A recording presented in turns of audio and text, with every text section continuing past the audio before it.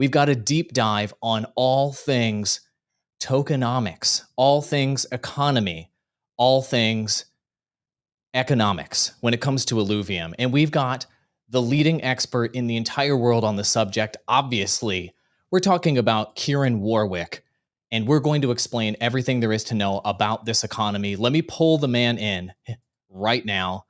You know him. Here he is. Kieran, thanks for joining us, and thanks for taking the time to do this. How are you doing? What's going on? How are you, Andrew? I'm good. Actually, tonight for me, today for you in Australia, I'm doing great. We've got a jam-packed schedule here of things we need to cover with you. And I want this to be the most succinct summary of how tokenomics work and how the economy works in Illuvium ever, and not waste a single second of anyone's time. I will do my absolute best. You know, I do tend to waffle on, so just sharpen me up where you need to. No issues. Will do. So in this one, we're going to do economy and tokenomics deep dive. And we're going to preview staking V2. I've got a bunch of screenshots of that I want to preview for you guys because that's right around the corner. And of course, we're going to do a deep Q&A with our co-founder Kieran here on the show. So we've got a lot planned to go over. Beautiful. Let's get straight to the questions so we can get into these tokenomics. The first thing I want to know, Kieran, is what is the overall kind of economic philosophy of Illuvium? Illuvium doesn't do things like normal companies in the gaming industry, and certainly doesn't do things like other DAOs or other crypto gaming projects. So what's that philosophy behind Illuvium's economics? So it's a decentralized philosophy, right? We have taken the approach of saying that the network effects of giving ownership back to the people who are staked and who are players of the game, and not having this one centralized entity that receives all of this revenue. By decentralizing it, we are empowering these players, and the entire it spans through the entire philosophy of everything we do at Illuvium, not just the economics. It's, you know, governance, and we try and allow as much participation as possible for any person in our ecosystem. Got it. So specifically, when you're saying as much participation as possible, one thing I've seen you do that kind of shocked me, you talked about this in an interview, you can't get, for example, early access to NFTs that are going to impact, game performance or your ability to progress in Illuvium. And that is very different than what I've seen from other crypto games that are like, I got that whitelist for you, man. I got that early access. We just want you to come in here and promote our game or be a part of this. And here's some basically power for you in our economy that only you get that other people don't. So why isn't Illuvium doing that? The reason is we want a fair launch, and that we believe that that's the only way that we're truly going to get the balance when the game starts. Obviously, we have the ability to go and sell a whole bunch of Illuvials pre-launch, but you're just going to get this situation where a bunch of whales go in, buy all of the most powerful Illuvials, and before the game's even started, you're screwing with the economy, and it's not allowing it to be fair to everyone who's participating. And obviously, you know, as time goes on, people are able to if you do have more money, you are naturally able to go and buy better characters and higher level Illuvials, but you're buying that from someone who's actually gone out into the game, spent their time, their hard-earned, effort, and you're buying it from them rather than buying it from us pre-launch, and then we sit on that money. It just doesn't make sense to us, and it doesn't tie into our economic philosophy of making it fair for everyone. Literally, if you're a whale, if you don't have any money, you can come into our game and start earning. It's open to all. Okay, that makes sense. So nobody has that early access. Nobody gets an economic advantage. And we'll talk later. But the other part too is as opposed to like a normal gaming company that sells stuff, then the money goes into their bank accounts, and then that's now their for-profit business model. We'll talk later about revenue distribution, and it seemed unbelievable to me when I heard you say that 100% or whatever of revenue is going to go back to stakers.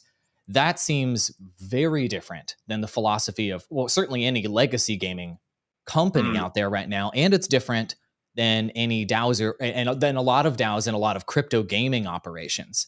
So why the decision there to give 100%? Why not 99? Why not 95? Why not 90? Why not some much lower number 50, whatever it is, back to stakers? Why give everything back to the people? Because of the network effects of doing that, right? People are going to spend more money in our game naturally because they feel like it isn't going to a centralized entity. They feel like they can recuperate the money that they invest into our game, but it's very much a DeFi philosophy that I just wanted to adopt, and obviously it's super crazy. Like it's scary, right? Like when we were first talking about it, it was like, how insane is this? If you imagine, an exec walking in to the riot offices and saying, "Hey, I've got this crazy good idea. Let's just give all of the profit back to the people who are playing and who are our, stakers and whatever." It would go down like a lead balloon. But we thought about it and we saw the network effects of what's happening with DeFi protocols and the adoption that they were getting over the past 2-3 years. And we thought, what if we did that same model? Now, we're not going to earn as much as in personally the creators of the game. However, if we have 10 or 100 times more players because people feel like it's a much fairer ecosystem to be in, then the smaller percentage that we have is going to be worth a lot more.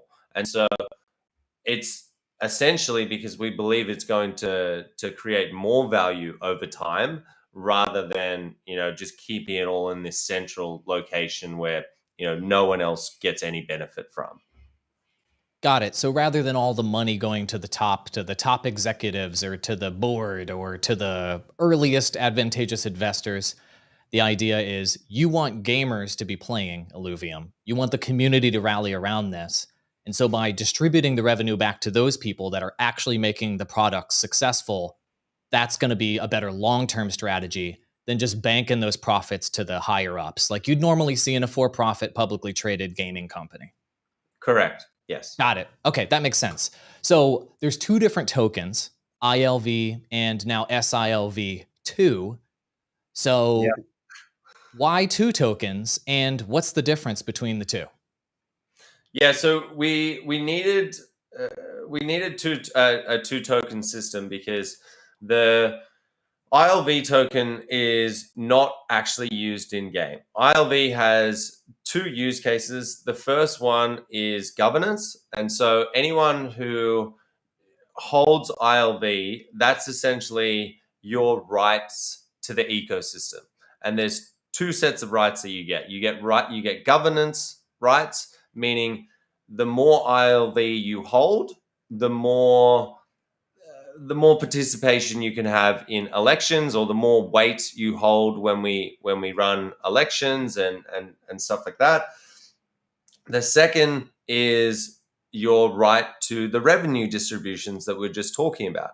So the more ILV you have, the more revenue you're going to get, which is essentially distributed back as ILV. So that's the way that the ILV token is meant to be used. sILV, on the other hand, is purely meant to be an in-game token that's used for things like travel, shards, weapon creation, all of those things. The only thing that you can't use sILV for is things like marketplace transactions. You can, however, though, and there's a whole bunch of stuff going on with sILV right now where it's being sold on the open market. And the reason for that is we've allowed people to purchase to buy land and Illuvitars using sILV. And there's a reason we've done that. Total ILV supply is supposed to be 10 million. Now, anytime that someone claims their rewards through staking as sILV, it means that the system will no longer mint that ILV token. And so essentially, instead of there being 10 million tokens in circulation, if everyone was to take their rewards in sILV, we would actually end up only having 7 million ILV tokens in circulation. Then once sILV2, I got to get used to saying sILV2, otherwise I'm really going to start to confuse people. Then when sILV2 is no longer in circulation, which will happen at some point, that's when the only way that you can spend, the only way you can purchase things in game is by using ETH.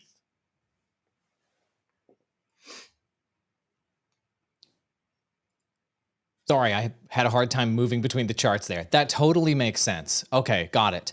So if we can just summarize then the difference between ILV and sILV2, ILV is the governance token, and it's sort of the traditional investment, if you will, token for Illuvium, whereas sILV2 is more like cash, if you will, that you can spend to buy things and to operate within Illuvium games and or to acquire Illuvium related products. Is that kind of a fair summary of those two tokens? Yes. Yeah. Okay, got it. Much more succinct than me. That's why I'm the marketing guy. But all the detail is very important because you just got into staking a moment ago, and I started showing off this handy dandy chart here that everybody was kind of liking. Mhm. And what staking does is it adds obviously significantly more value to having an ILV token, and it makes it possible for an sILV2 token to even exist. So tell us about staking and why someone would want to stake in the Illuvium protocol. And while you're doing that, what I'm showing you all on the screen here is actually how staking and yield actually interacts with the DAO vault. So what is staking and why would somebody want to stake in our protocol? So the whole reason that yield farming came about is essentially a way to bootstrap your liquidity. DeFi protocols had this issue back, very early on, and there were a lot of teams that were trying to work out how do we solve this issue. And essentially, the way that you do it is by incentivizing people early on to provide liquidity, which is super important when it comes to transacting, right? If new players want to come into the Illuvium ecosystem, they want to buy ILV, it's super important to have low slippage on those transactions, particularly if you're talking very large transactions. There's times where I bought into a protocol and that, it's 10, 15% slippage. You're literally, if you're spending 100 grand buying that token, you're going to get essentially 10 to 15% less of those tokens purely due to slippage. And so we have two pools for staking. We did used to have flash pools as well, which is more a marketing sort of thing. But our core pools are the ILV pool, and there's a small weighting percentage on the amount of rewards you get out of that pool. And the reason is it doesn't really help us in terms of gaining liquidity. Where we really incentivize people to go into is the LP pool through Sushi. And we actually have, I think the last time I looked, we were like the second largest liquidity pool on Sushi. And so our slippage from that, because 80% weighting is on that pool, so many people have gone into that pool because they want those rewards. And the benefit for the protocol is that we've had ridiculously low slippage whenever someone wants to buy.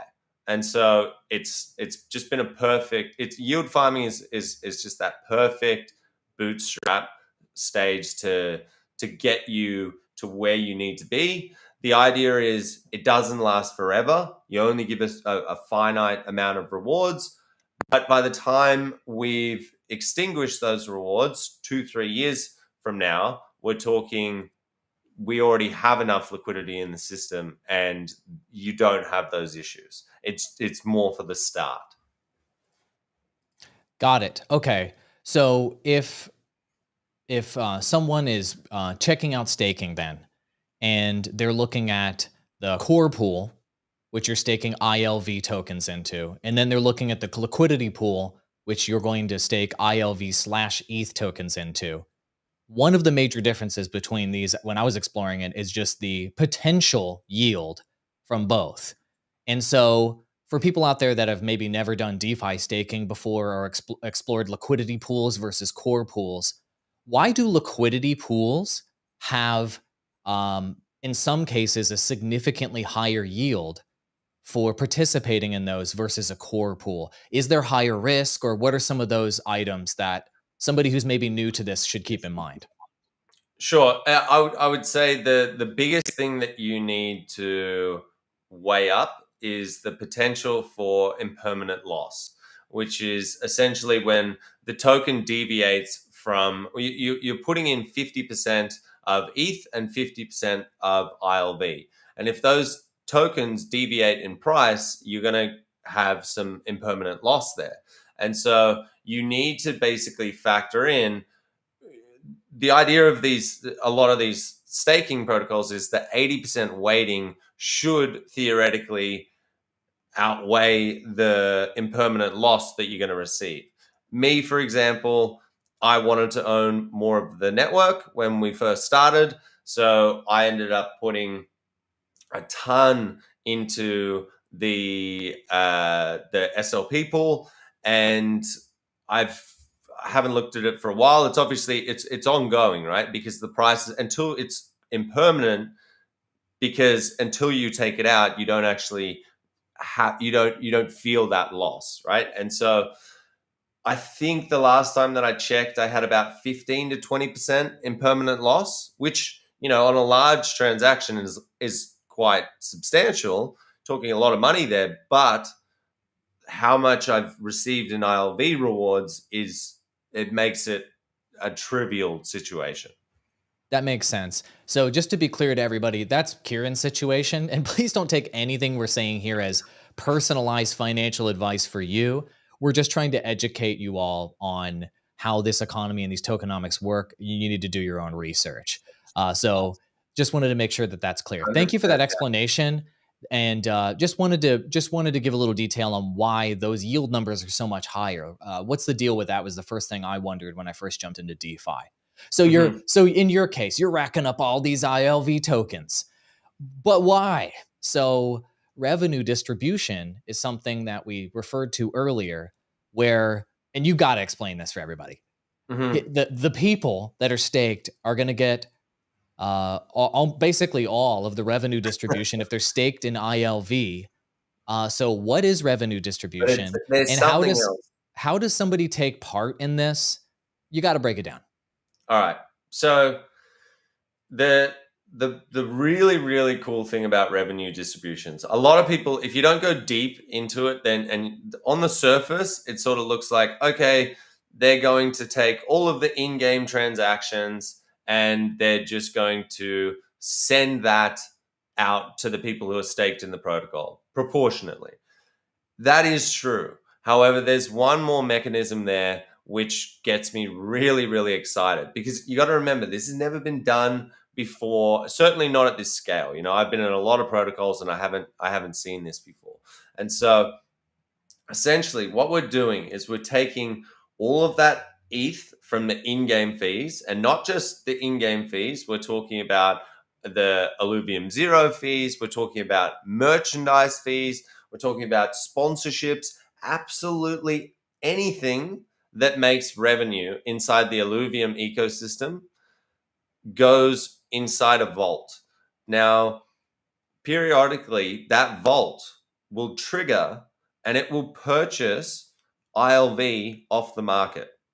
Now, why that's so exciting, right, is because if you think about it, if you look at like some of the other games out there that are live now, the revenues that they're generating, and they don't even have things like skins and enhancement and infusing and revival and like the 50,000 other in-game transactions that we have,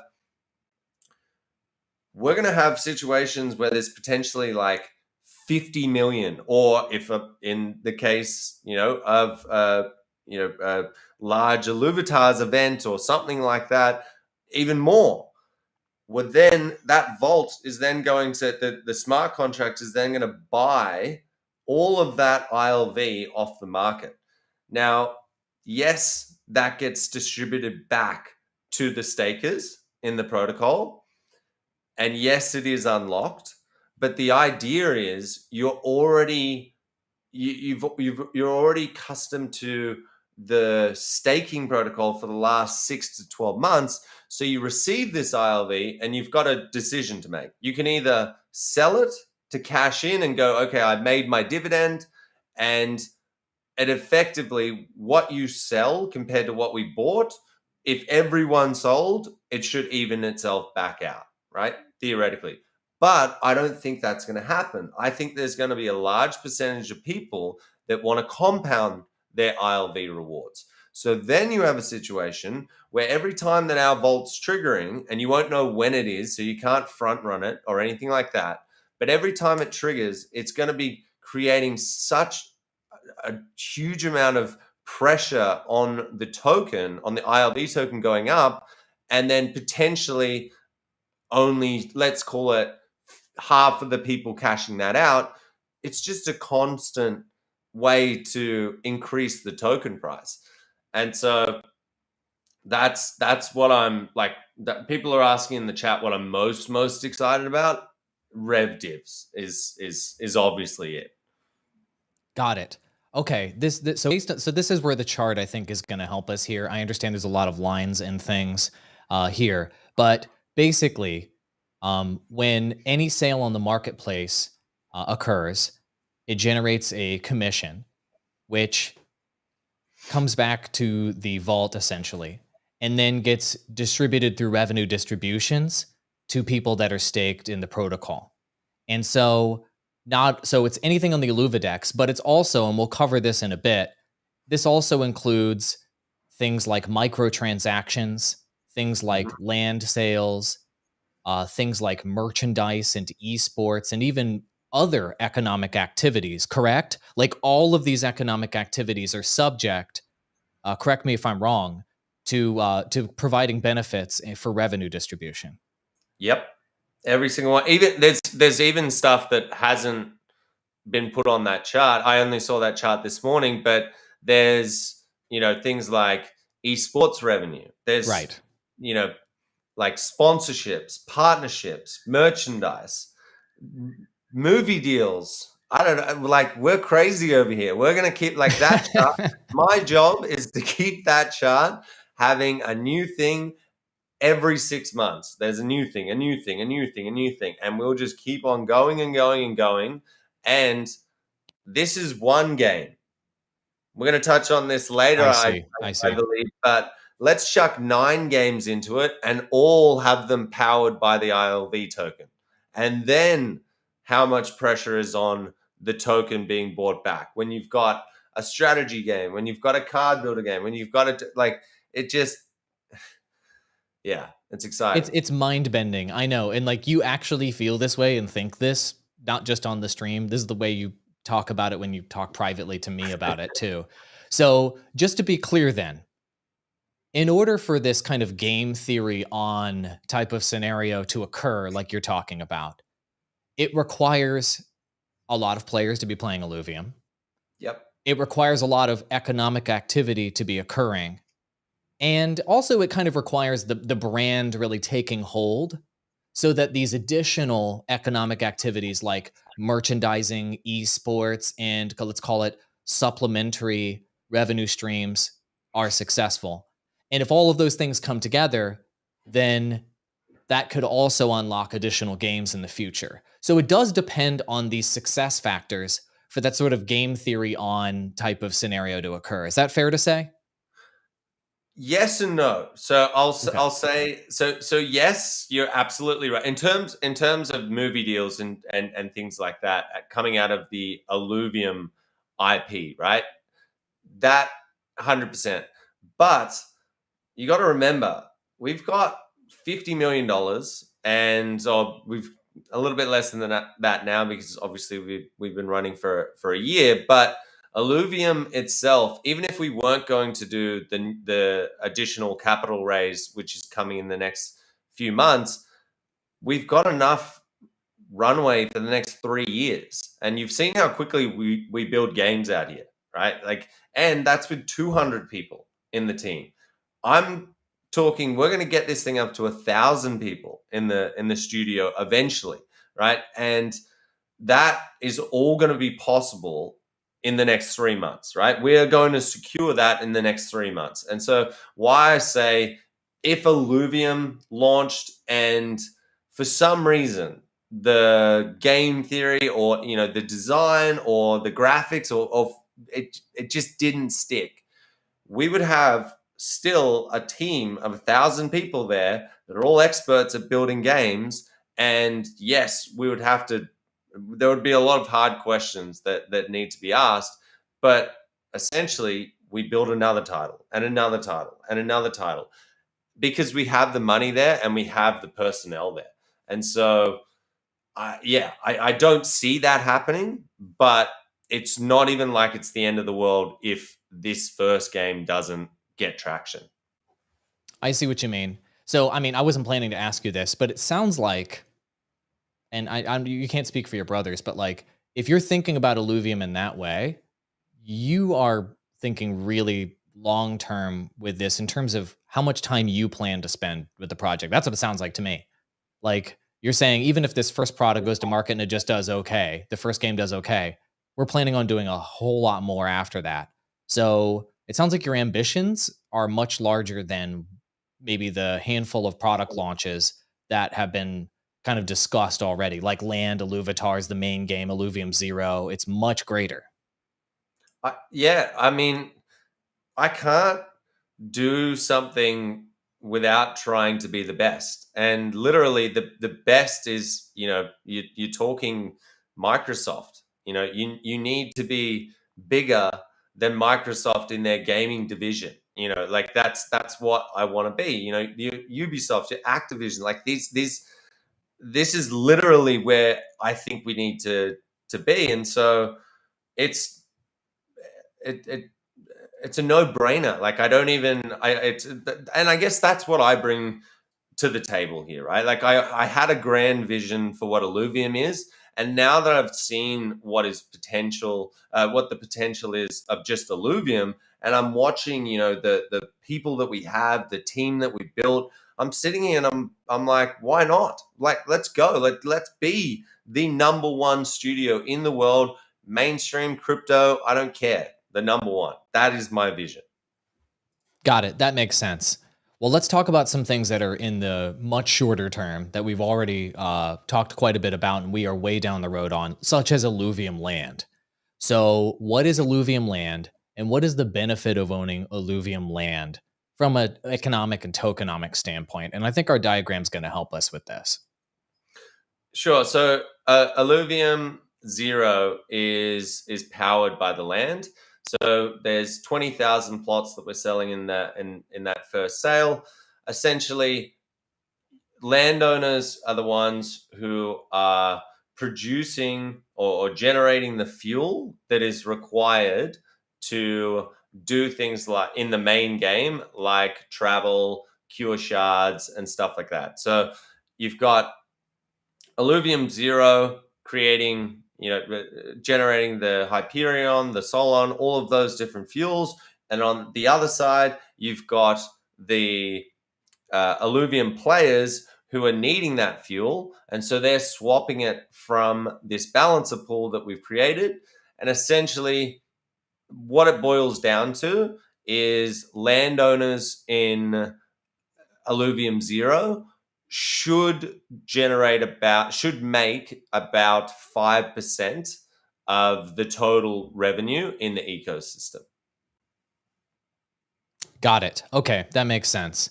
So the key thing with land economically, to my knowledge, is that when you buy land, you are going to, that's the only place that fuel can come from, essentially, or it's a primary source. And so all of that is required to do in-game activities with the main Illuvium game that we've been talking about.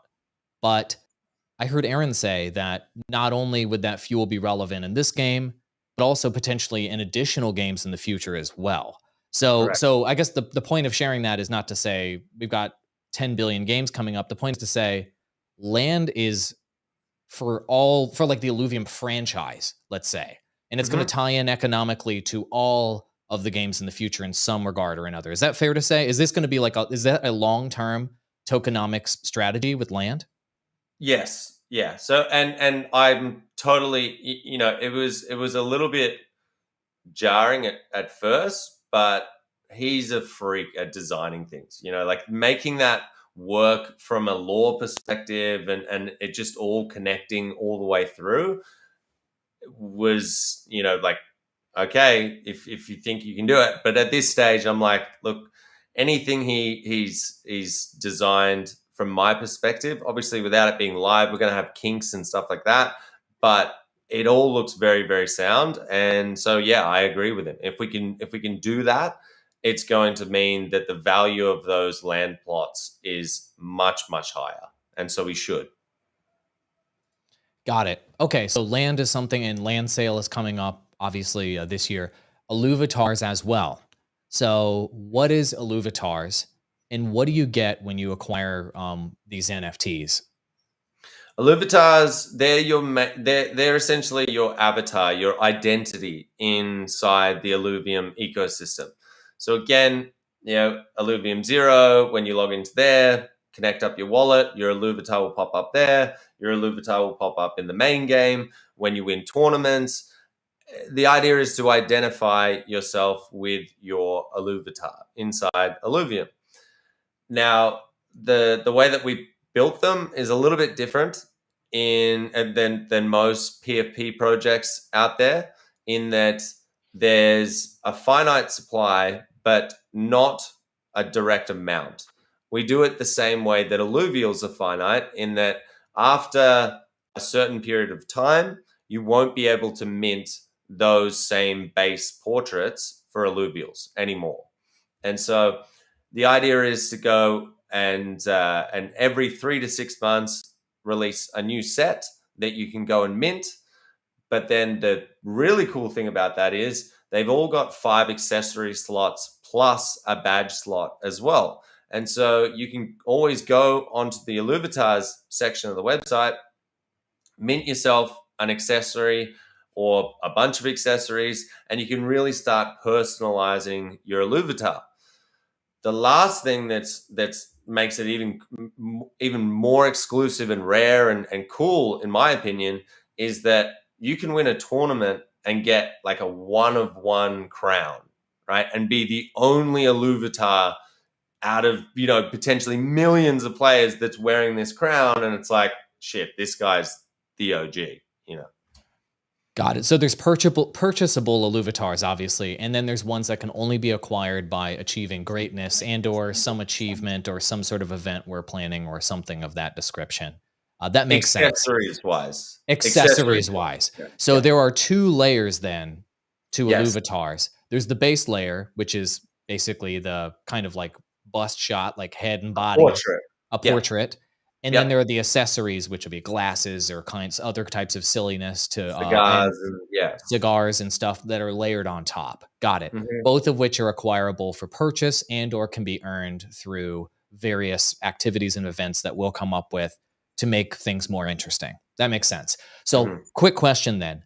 Land, we know how land interacts with the economy because it's providing this essential fuel, which is needed to do in-game activities, and players need it, right?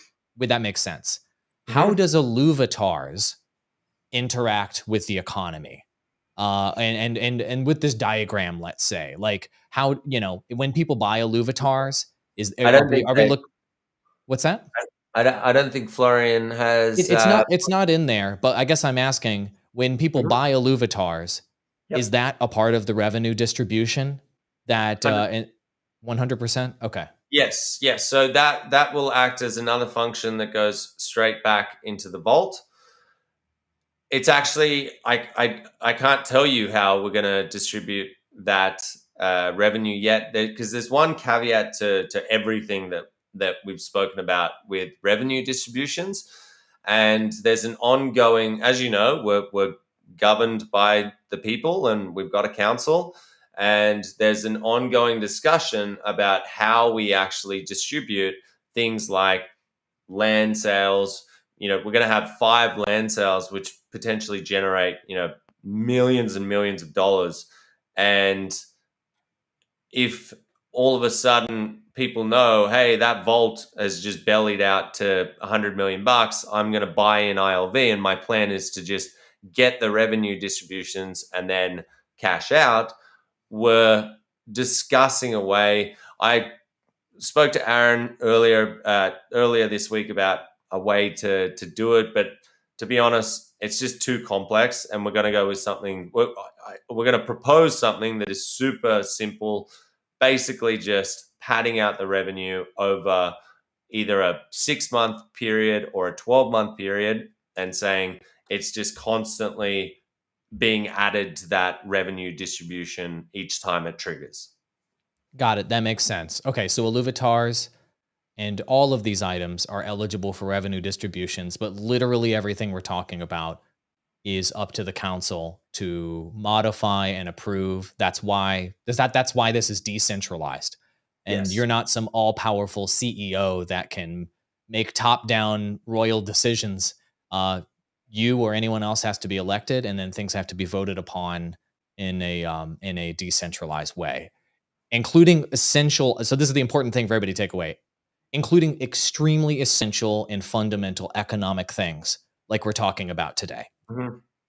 Okay, Yeah. that's really important for people to know. That just makes this so much different than a company or any other I know. centralized entity that people are used to thinking about, right? I That know. makes sense. It's so good to talk to you about it, because like you've been so deep in the gaming industry for so many years, like 2 decades now, that you're sitting here and you've seen some swings and whatever. We talk about this all the time, but Yeah. your mind is blown by this whole thing, like the governance and the profit distribution. It's just it's crazy. It is crazy, but it all makes sense. And it's all governed by the protocol and governed by the people essentially that get elected. And one thing that people have been asking about is merchandise, esports, partnerships. I want the plushies. I want the movies. I want the statues. I'm throwing my money at the screen. And how can I get these supplementary revenue streams going? And what are our plans for those, et cetera? So the question I want to ask you is, how do those supplementary items that aren't video games, merchandise, esports, partnerships, et cetera, tie Mhm. into the overall Illuvium economy and tokenomics? So look, it is revenue that's ancillary to what we were originally. It was all meant to be in-game stuff. Now things are getting bigger. The IP is growing. We're seeing that people are actually wanting to buy merch, but we need to do it properly. I think things like physical merchandise, you only get one shot at doing that, and you want to do it properly. So it's very likely that we'll go with an online model. We're talking to 2 suppliers, and have been for a while now, and we'll build this online model. What that looks like in terms of what type of merchandise, I'm not sure, but all of those sales from that online marketplace of merchandise, sorry, not marketplace, for that online store, will go straight back into the vault. And again, it's just another piece of revenue that's getting added into that. And same thing, if we run an esports tournament and I go and sign Red Bull or someone else like that, and they pay us a whole bunch of money for being a sponsor of the world's largest esports tournament, that will go into the vault. And there are some manual things there where, you know, like that's literally going to be them paying an invoice sort of a thing. Or we haven't even really worked out what that's going to look like. But you just need to know that everything that you've just spoken about will go straight into the vault some way or another. Got it. The mechanics of that may be different because who knows, they'd have to go on different sorts of rails, let's call it financial rails, than the ones that that we normally use, because it's all in the protocol. That makes sense. Okay. So the proceeds of things like all of these supplementary items, merchandise, esports, partnerships, we're not trying to get ahead of ourselves, but things like shows, movies, we just want to make it clear now that the plan is to have the proceeds of that go back to people that are staked in ILV as revenue distributions. Just want to make sure that's clear. Okay. Yeah, and so do I, because I'm looking at this chat, which I've never actually done while I'm in an AMA, and I'm like wanting to answer those questions. We're not getting I've expressed very we're not going to do merch until we have things in place. Like, we need a game. We need to launch that game. I totally get it. There is a process to this, but when people ask, yes, in the future, we are thinking about these things. We have to. Okay, got it. So in the spirit of not getting ahead of ourselves, but just to specifically be clear about the plans with tokenomics, additional Illuvium games in the future. So this isn't us hyping it up and telling you release date, such and such year or whatever. But when it comes to the tokenomics and when it comes to the economy, future Illuvium games, are they going to have a new token or something? Or are they going to have new economies and new tokenomics that are different than everything we're talking about today?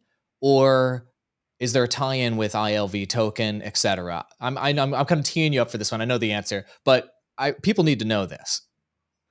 Every single game, every single bit of IP that we ever make as Illuvium Labs Studio, we will be using the ILV token. And so at my goal, literally, the end goal, you asked, how long do I think I'm going to be here and whatever, minimum 10 years plus. I truly, truly believe that mainstream gaming is going to come across. I don't think there's going to be a distinction between crypto games and normal games, or it's just going to be games. And with that, we are looking there are so many ideas that are going through the guys' heads. Aaron, Johnny, everyone wants to build something that they're passionate about. Obviously, we are 110% committed to delivering Illuvium, but we've got a huge team.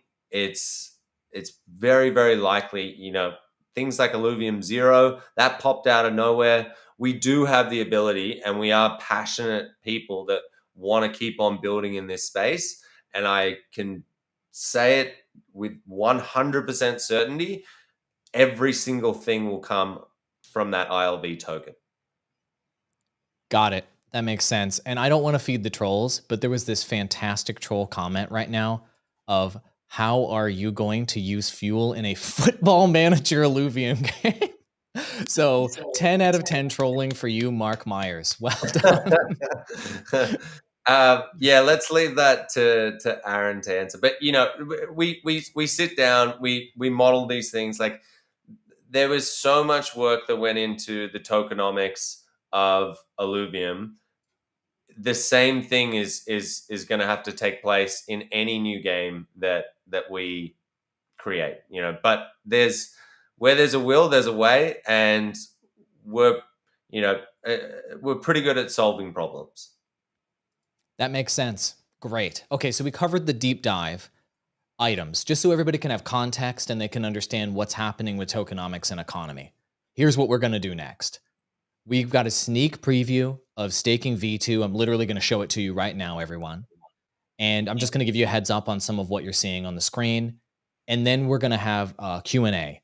And I've pulled some questions from Twitter. I did a call out on my Twitter account and you guys gave questions there. And obviously we want to pull questions from live chat.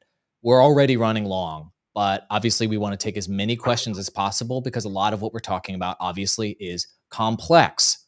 And it's important to dive into your questions. So here's the staking V2. You guys are asking when staking V2. I understand everybody wants to know when. Here's the literal staking V2 dashboard here. I took some screenshots. I just recorded some tutorials of these. We are like running and we're like at the finish line, slow-mo, the ribbon's right there. But we're not telling you exactly when because we are making sure as best we can that everything is airtight, not only from a development perspective, but also from a marketing perspective.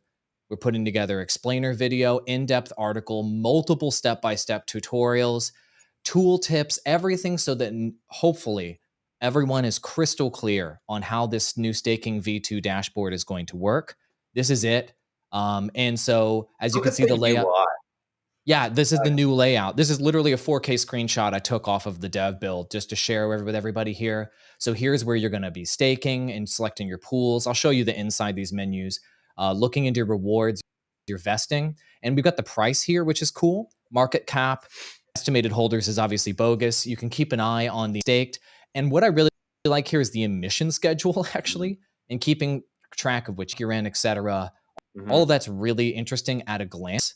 But then we can actually show some of the other items here. So this is, and for anybody out there is like, oh my God, they're showing their wallet. That's a test wallet. So good luck with that one. It's not, that one's not a active wallet on, but a test network.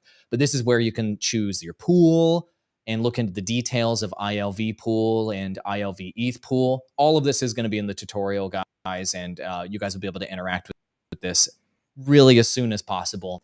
And then this is the rewards area. This is where you can choose your different pool with what you're claiming, LV2 or ILV. It shows your pending rewards, which is really nice.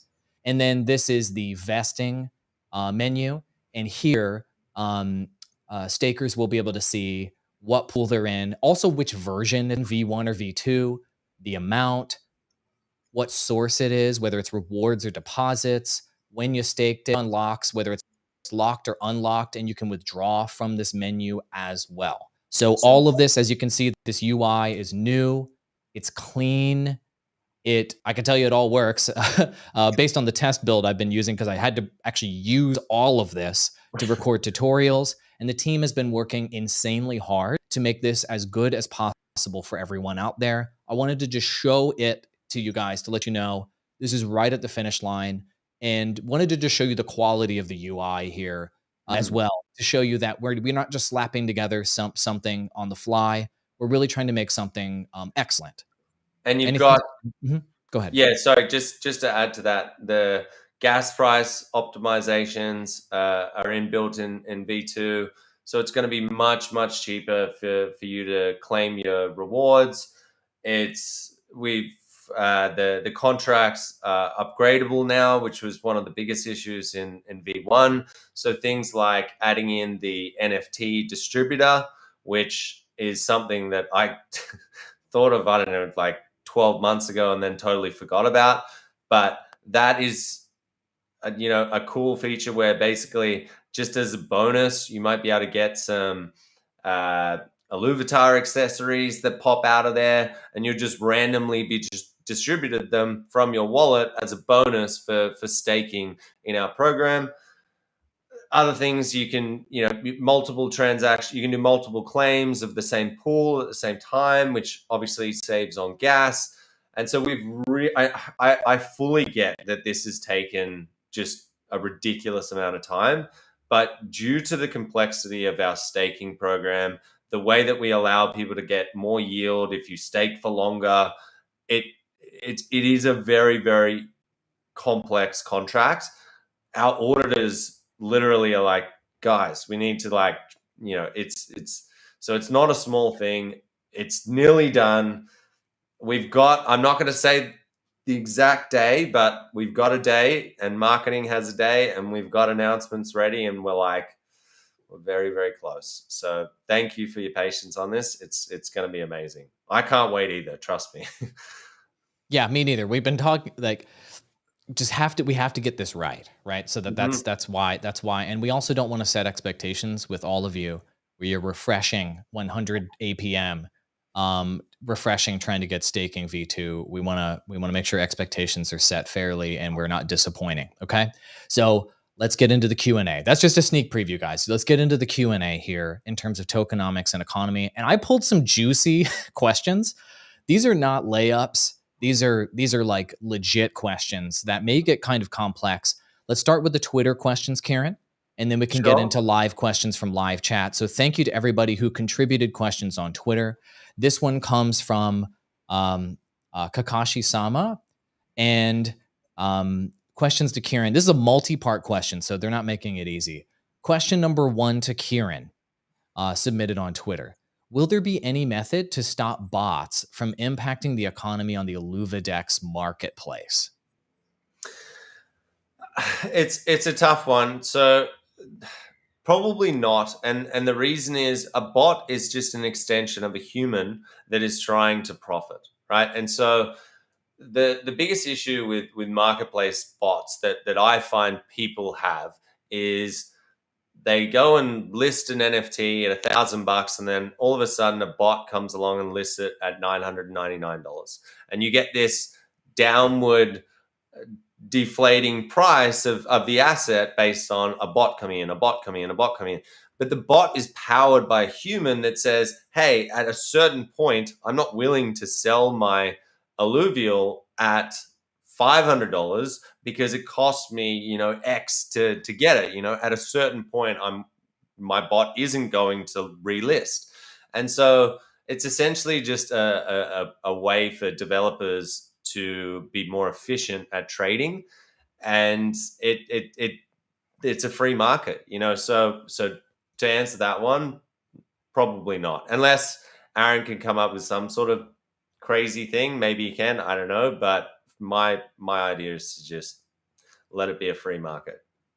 Okay, thank you that was an extremely honest and classic Kieran answer of you telling what you really think. So thank you for that. More details on earning in survival mode. So that was an interesting one. I don't know if we can share anything about that substantive. Do you have anything to share there? So just to be clear, right now, there is absolutely nothing set in terms of yield for the survival mode. May that change in the future? Possibly, is what I'll say. But right now, there's nothing attributed to survival mode. It's simply a way for you. It's training grounds. It's how you learn how to play alluvials and synergize them and stuff like that. Got it. So there won't. So currently, no plans for yield. Maybe that changes in the future. Maybe if it's such a wildly popular mode, or we decide to develop it more, or the council votes on something, there are some factors, of course, that could change that answer. That makes sense. Who knows? PvE, if you will, may end up being a slam dunk hit unexpectedly versus PvP. So we need to be flexible. That makes sense. How long after launch until first esports tournament planned? So when? I mean, we can tag team this one actually, but I'd love to know I'd like to hear your answer on that. I would like to hear your answer on it, because you're probably going to be the one who is deciding that. But if you do want to know, I would say we need to launch the game, build up the players. It would probably be 6 months post-launch is what I would say. But do you agree? That's Kieran's estimate. I would say I don't think 6 months after launch, honestly. Yeah, like major esports event, I think that's too short of a timeline based on my experience launching esports events and working with esports players, our esports production companies and tournament organizers. Here's what I'll say. This is just my personal opinion. We're both part of a DAO. I might be head of marketing. We're both part of a DAO, and this is a decentralized decision-making process on when these things happen, right? So this is just my personal opinion. We need to launch the game. We need to tweak in balance. We need to figure out what players truly want in the game and what they're doing competitively. My plan is to encourage folks that are doing competitive, encourage them to do more, to work with them on that, and to work on a grassroots strategy to see what is truly compelling about competitive in Illuvium first. And so that means that you're going to see some kind of grassroots tournaments, maybe let's call them community tournaments that marketing team supports, community team supports. And we kind of do these kind of smaller tournaments to feel it out, to see what, number one, is compelling about Illuvium from a competitive standpoint. Number two, see what is compelling about Illuvium from a viewer standpoint. And number three, which types of organizations and what sort of interest there is from esports organizations, production companies, sponsors, and other players that will need to be involved in order to make a grand esports vision happen. Just coming out the gate and saying, we're doing the biggest esports tournament ever on X date after we launch, I think is not a way to build a esports foundation for a franchise like this. I want to build the franchise, the esports foundation brick by brick by making sure each layer of that foundation is sound as we build up. And then as we build up, the tournaments get larger, the players involved get larger. And then once we reach a critical mass where competitive is solid, we have esports institutional interest, and we're lining up vendors to help us make this happen, that's when we pour fuel into the fire and these big esports tournaments that we've been talking about occur. What that timeline is, I think 6 months is ambitious, but I can tell you that this is a huge part of the Illuvium vision that I'm passionate about, and a big reason why I've taken on the head of marketing role at Illuvium. That is my best answer to that question. So, two things there. Firstly, this is a very, very good example of why you hire people that are smarter than you, because that answer was a lot better than mine. And the second thing is, I will say the question was not the largest esports one. I'm not crazy enough to say that we should literally go out of the gates and blast out that 50 mil plus prize tournament. I'm saying let's run a few little ones. I think someone just mentioned the ETH Lizard Fest. You're right. You're right. I misunderstood the question. I thought they were talking about the biggest prize pool one. You're right. First esports tournament, we could definitely get some community tournaments up and running within 6 months. I concur, Doctor. Okay, we agree on that. Okay, thank you for clarifying. Great. No worries. Next question. This is from Barely Bullish. Get it, guys? It's a stonks joke. Number one question.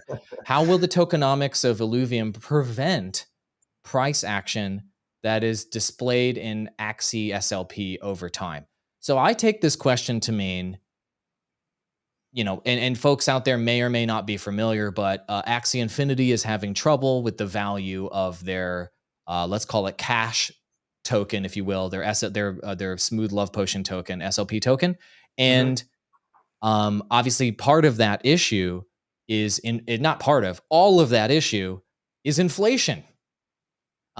There's so much of that token being pumped into the market. There's so many of them. It's inflation, and it's reducing, obviously, the value of each token. So what is Illuvium's tokenomics doing to prevent a doomsday kind of scenario where you're inflating your own tokens out of existence through like in-game yield? Yeah, so we kind of do pretty much the opposite of what they do. So they have a breeding program inside, and obviously while there's players willing to come in and you're breeding these things and there's a demand, that's great. But if all of a sudden there's more people breeding than actually wanting to buy the Axies, you're going to find yourself in a declining economy very, very quickly, which is sort of what they hit critical mass. And don't get me wrong, they did a ridiculously good job. They've got a whole bunch of money and whatever, but the tokenomics were very much, you could almost predict that was going to happen, right? With us, we have a finite supply of alluvials, in the sense that after a certain amount of time, we're literally going to shut it off, and you'll never be able to buy, you'll never be able to capture that alluvial again. The second thing that we added in to deflate the amount of alluvials in existence is allow fusing. And so we're encouraging people, instead of going out and spending the money to go to a really powerful region and whatever, if you want to go and capture a whole bunch of the stage ones, you can literally fuse 3 of them together. And so you're removing 3 units out of the ecosystem and you have a more powerful one. And then you can do that again at the stage 2 and you can get up to stage 3. The idea is we're reducing the supply, but we're not, the benefit to the player is there as well. So it's a win-win. And in that sense, you're constantly increasing. It theoretically should increase the price of alluvials over time, purely based on the rarity factor there. Got it. Okay. So in a nutshell then, with a game like Axie, and we're not trying to pick on Axie, just that's what the question was, that has inherently inflationary mechanics built into the game, we have designed the game, or we have the tokenomics of Illuvium are designed in an inherently deflationary way. And so that is the most clear answer here, is that the game is not designed with some massive 20, 30, 40, 50% of the value of the economy being distributed through play and earn. It's inherently deflationary. Okay, got it. Yep. Thank you. That was pretty clear. I like this next question, so barely bullish. It was really nice. What lessons did you learn from other crypto games that you are changing?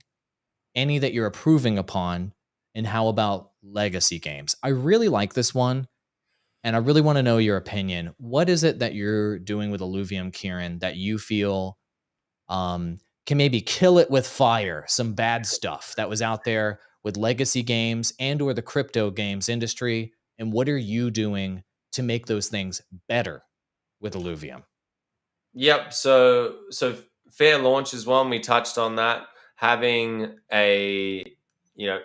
not selling anything that can potentially harm the balance of the game prior to it launching was a hard rule that we made like day one. And it didn't matter what happened. It didn't matter, and the reason that people do that is because they either aren't confident enough to be able to get capital from VCs and whatever, and that was the route that we went down. So we didn't need to do a special, sale where alluvials were 50% off, and then when the game starts, it's like, well, I bought my Ramfire at 50% off, so why am I paying that now? It just screws with the whole thing. So those sort of early advantages are very crypto native thing to do, and I think we need to move away from that, and we certainly have. This is going to be a contentious one, but making the game fun first. You saw what happened as soon as SLP and the Pegasi token and whatever, as soon as they can't make money out of the game, Twitter blows up and, oh my God, fix it. It's not, hey, they're not playing that game or those games for the fun factor. And that's the issue, right? That you're never going to be able to make a sustainable economy if every single person that comes into the game is expecting to make money out of it. There is a value in the entertainment side of a game, right? And if I put in $1,000 and I play for 5 years and I sell my assets for 500 when I leave, I'm way, way more happy than I am when I played Fortnite and I spent $1,000 and that was a sunk cost and I never got it back. Still, I got the entertainment out of Fortnite because it's a fun game. But in Illuvium, I'm getting the entertainment plus I'm getting 500 back or 300 or 200 or whatever. But there's that combination there.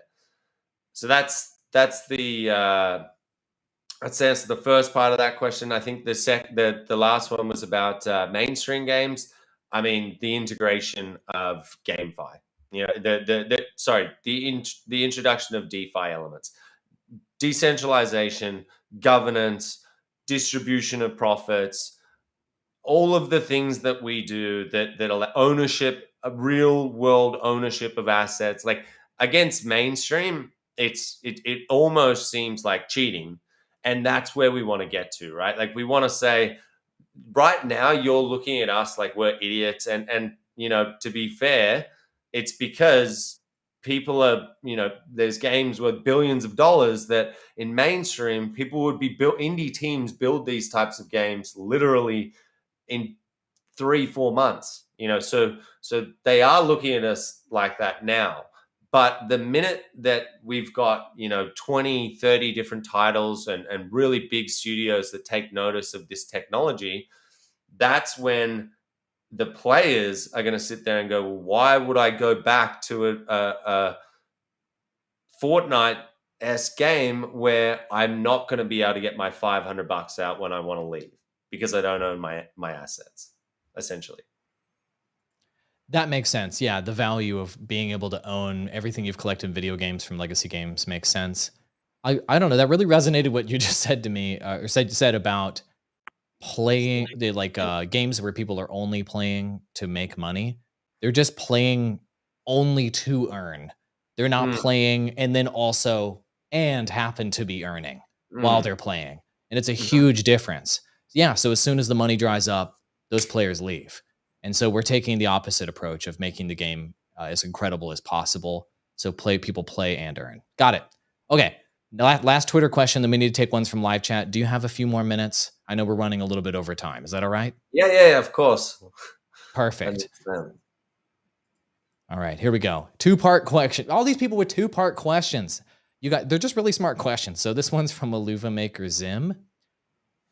What are all the expected income streams on launch day? I assume they mean main game, of course. And secondly, how often will RevDis be paid to stakers? They're asking for examples, but I don't know if we can really do that. But can you? What are those streams? Sort of gone through it. Yeah, I mean, we've sort of gone through it. So there's like the in-game stuff with travel, revival, marketplace fees, skins, Leviathan transactions. People who are literally fighting each other for ETH. We take a 5% clip for that. That goes into the vault. So yeah, all of those will be active on launch. Illuvium Zero speed ups will also be active on launch, and possibly some online merchandise. But I don't want to say 100%, possibly. And what can you pull up? And the second part of the question is, how often will RevDis be paid to stakers? We don't have a definitive answer right now. The best answer I can give you is regularly, but randomly. Right. So this ties. So this is what you meant a moment or earlier in this broadcast about preventing malicious actors from front running RevDis, and by randomly distributing it and not telling people when it's going to happen, that helps us remove, or at least that makes it more difficult for malicious actors to front run or act maliciously by planning around those revenue distributions, right? Correct. I mean, and it's never going to be a perfect system, right? When you're talking about at some like some people are like, some people in Discord say things like, well, what happens if we are producing so much revenue in game? And they've got a right to kind of say that, because we're watching other games like Pegasus and Axie generate so much revenue that they're like, what if we get to a stage where every week it's so much revenue? And then it's like, that's what I mean by like, there's never going to be a perfect system. We don't want to, we want to distribute these rewards to people. At some point, if they are just such a ridiculous amount, that's why I'm saying it's so important to own your part of the ILV network, because once these revenue distributions start, it's going to be, people are going to be way less inclined to sell you their ILV, because they know the minute I sell you a percentage of my network, I'm going to lose that, right? I'm going to lose it from governance, and I'm going to lose it from that residual income that I have. And so, you know, I don't know. That's why me personally, I've got the largest amount of ILV out of anyone. And I looked at this and I saw the vision and I knew what we were going to do. And I literally, and again, not financial advice, but I personally aped in with like 95% of my portfolio because I was like, this is even going to outperform potentially ETH and all this because I know if we deliver on this, right? I thought So, ETH was your kryptonite. So you aped 95% on ILV? look, I always keep ETH. I've always got to, you always have to keep ETH, you know, but at the stage where, and this was back, I think ETH was at like $500. So I knew there was huge upside in ETH. And, you know, but I really, really believe in this to the point where I was willing to, you know, just literally go all in. Okay, that makes sense. Let's pull questions from chat, and I want to make sure we get a decent few more. We've already answered 7 questions from folks, but I want to make sure that folks in live chat also get their time to ask questions. And I'm going to pick a difficult one. Here it is, popping up on the screen. TSG Illuvium says, how does the team plan to deliver transparency in those cases of how much revenue, like a movie makes or some sort of supplementary partnership revenue, the plushies, the statues, the whatever make? How do we plan to deliver transparency on that? How do we know Kieran's just not going to pocket all that Netflix money or whatever? It's interesting. I haven't even, again, you know, we're deep in building and we haven't thought about these things, but I would imagine off the top of my head, off the cuff, that we would have to come up with some sort of dashboard that has, you know, I don't know. It's tough because then you start thinking, what if we're under NDA with this part? Like if we do sign a big sponsorship partnership, how do we do that? I think it would have to be a reconciled thing. So even if you didn't know where the revenue came from yet, we would have to put something out after that said this revenue, that which you can see the revenue going into the vault, right? It's on chain. So you're going to see, I don't know, $2 million sponsorship come from X sponsor, and you're going to see that money enter the DAO, and then maybe we have some sort of system where on the website we can reconcile that and say this was that sponsorship, that transaction, something like that. But we definitely won't, you know, we'll definitely build in a system. There's probably 10 better things that we can do than what I just came up with then. But the key here is I think everyone gets that we are as transparent as we possibly can be. Probably too transparent in the sense of like we leak everything. But, you know, that's, yeah, I guess that's my answer to that. Great. That's why I wanted to bring that one up. It makes sense. And we will have to come up with some sort of transparent ledger or something of some description for the community to see. So thank you for asking that question. I just thought it was interesting. Here's an interesting one. Another hard one. How is more capital raised for future games? And do ILV token holders get an opportunity to participate? So the dog is asking, how can I come in and series insert letter here for Illuvium? So that's an interesting question, right? Obviously, folks can participate by buying token directly, ILV token directly and staking, and they're an investor in that regard. But with capital raise, it's a different animal. So what can we say about this?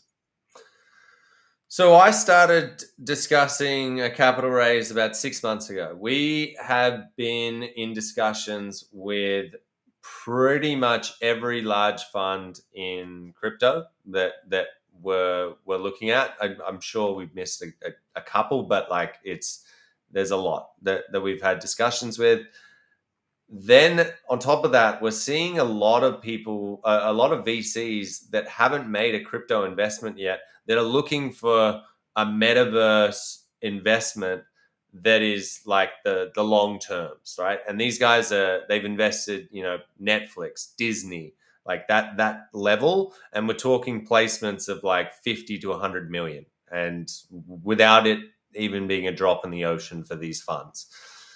And so we've been talking to these guys for 6 months, and everyone is very, very excited, but we have been holding it back because I was getting this overarching feeling that it just wasn't fair to the community. And I always try and look at it with my investor hat on and then my Illuvium hat on, right? And when I took off my Illuvium hat of like, hey, we just need this money, so let's do it the traditional way and blah, blah, blah. And sorry, other way around, right? Right way around. My investor hat as like, I don't have anything to do with Illuvium. What if I wanted to be a part of that? What if a guy like Synthaman wanted to be a part of that?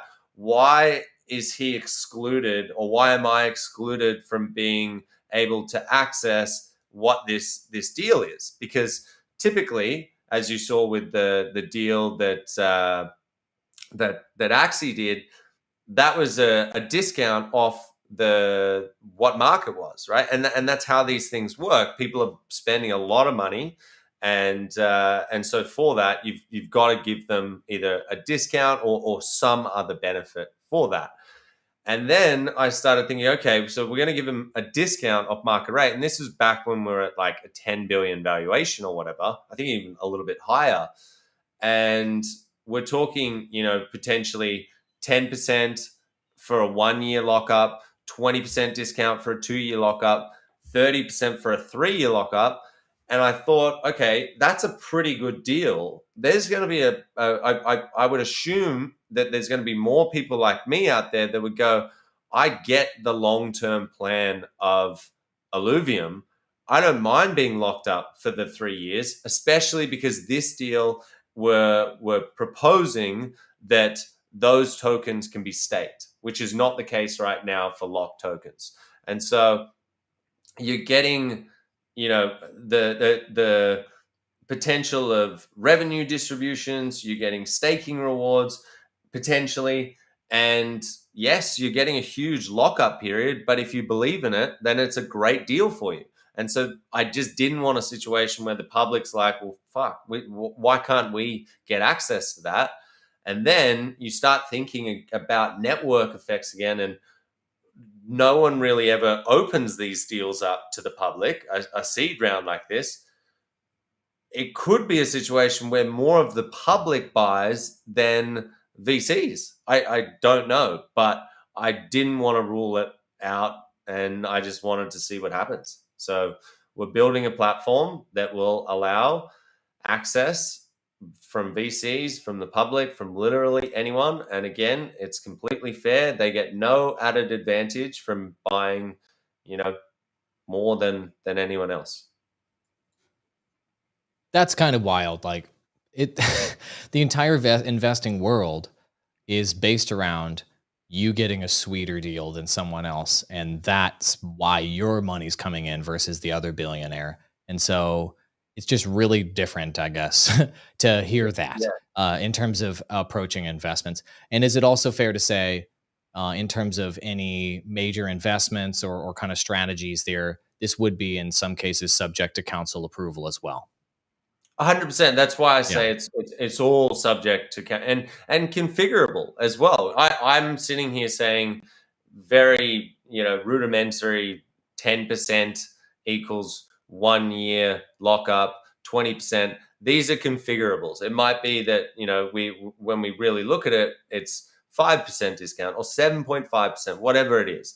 But the point is, this is the cool thing about our protocol. This is not going to be a decision that I unilaterally get to decide on, or Aaron, or any of the core contributors. It's literally, this is what we believe is the best thing. Do you agree? If not, let's change it. And we are all shaping this protocol. And that's why folks watched this. You just got like the real deal behind the scenes on how this stuff is done, right? So you're helping vet deals, filter them, think them through, but ultimately you're not the decision maker. The DAO is. Maybe it should be Bob Denver, actually. Bob Denver, huh? I'm looking in chat. He seems like he's got a few good ideas to get us out of this bear market. Oh God, let's not. Okay, let's No, I'm pull up a kidding. I'm legit question. kidding. He's messing. He's messing with you. Okay, I know. I'm kidding. this is the last question we're going to pull because we're already 20 minutes over. But this one is very relevant, I think, to the economy and tokenomics, and it's obviously mass marketing plan post public beta. And so, what I'd love to hand it over to you for you to share your comments on this, because as we talked about earlier, we need players, we need economic activity, we need Mhm. awareness around the game, and we need people that have already decided to play the game to be remarketed to come back and play the game some more and buy the products, et cetera, for the economy to succeed. So, what are your thoughts on mass marketing? Or even are you even thinking about marketing Illuvium in a mass marketing way? Because I think this question assumes that we're thinking mass marketing. Are you? Right now, no. So as we've spoken about, we have realized over the past 6 to 12 months that we're actually even earlier than we originally thought.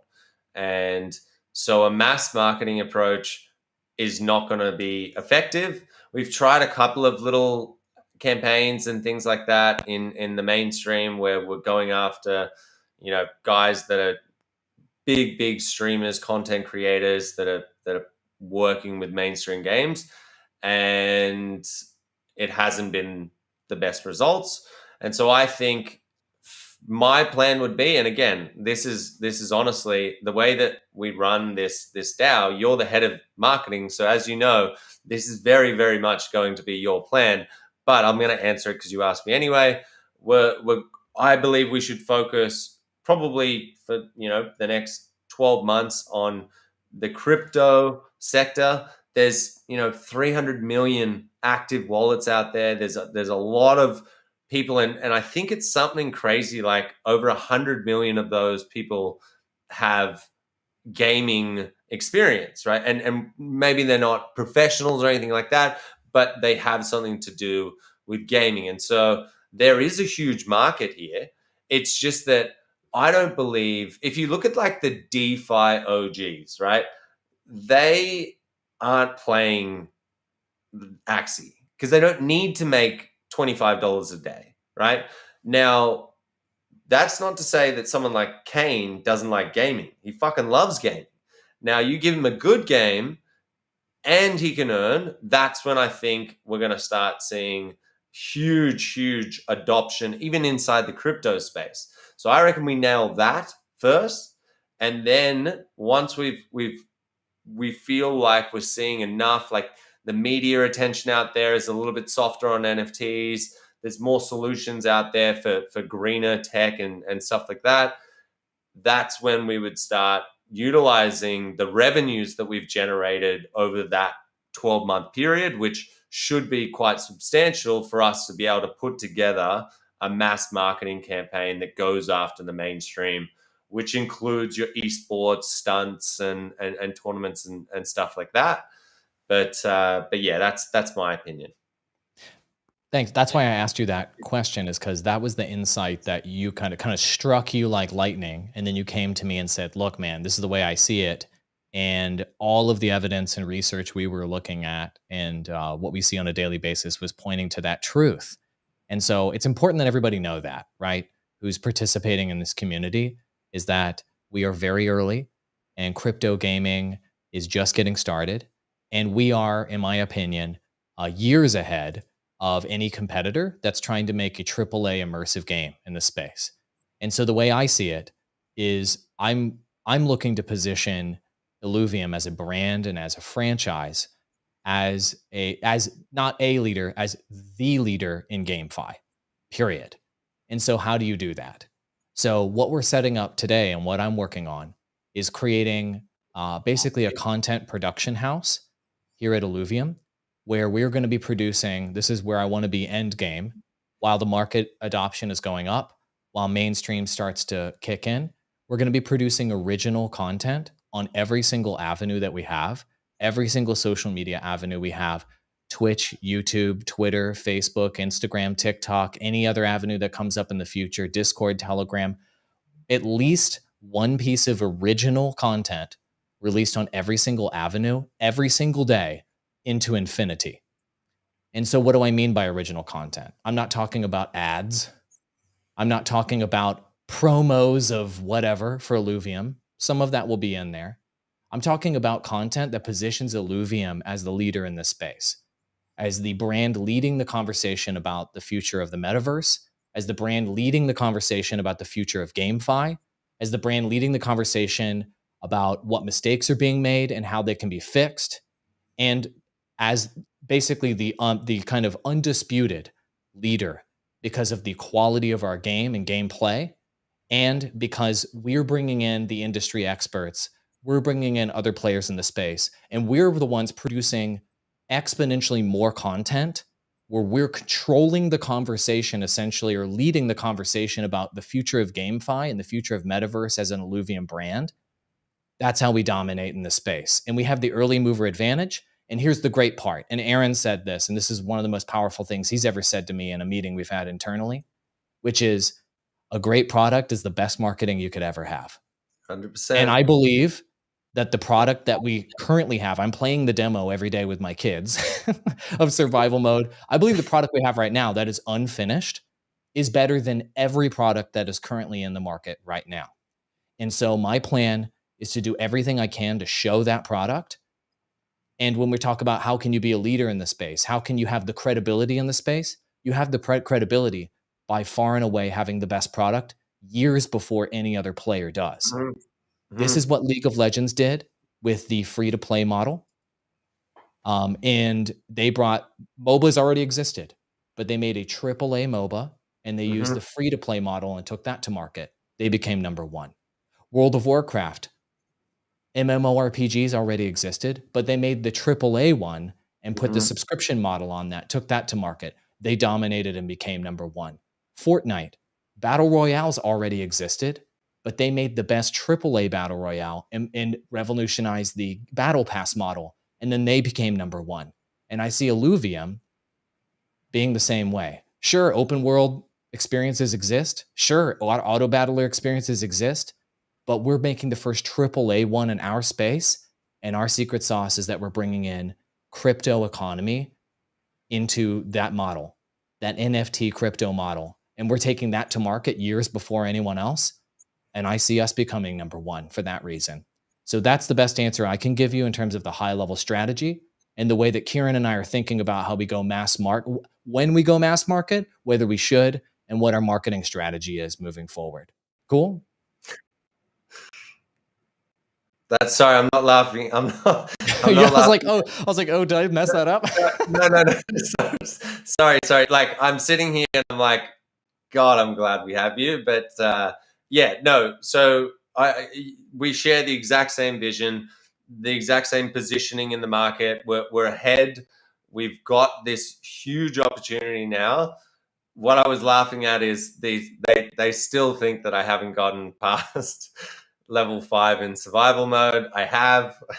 So screw you. I'm up to like, I don't know, I think I got to like 13 the other day or something. But it's not great. But play me in TFT if you really want to flex, and we'll see who wins that. Come at me, bro, says Kieran. All right, beautiful. We have gone 30 minutes over time with this Q&A. So let's go ahead and wrap it up right there. Kieran, thank you so much for cutting out the time. And thank you, everybody who's come live to this and has been just blowing up our chat with all of this activity here. I'm going to go through and review all of your chat afterwards. And I'm going to make sure that I understand everything that you have to say, troll or not. And we appreciate you coming to Illuvium Insider every week. The time will vary because you guys requested that we vary the time for different time zones. So it's going to be on Friday, United States Friday, and I'm going to try to get Illuvium Insider out so it's US compatible, Europe compatible, and also Australia and Southeast Asia compatible in terms of when we're doing the show live, so that hopefully everyone in the Illuvium community can come and experience this live. Kieran, any closing thoughts or closing statements? You're amazing, man. You've the content that you like. This has been really, really fun. Really, really professional. I've loved watching the other two. I think everyone appreciates the effort that you put into this. And yeah, awesome job, man. Really, really cool to go on. Thank you. I'll take a compliment live from Kieran. Appreciate it. Thank you so much for watching, everybody. We appreciate you, and we will see you in the next episode of Illuvium Insider.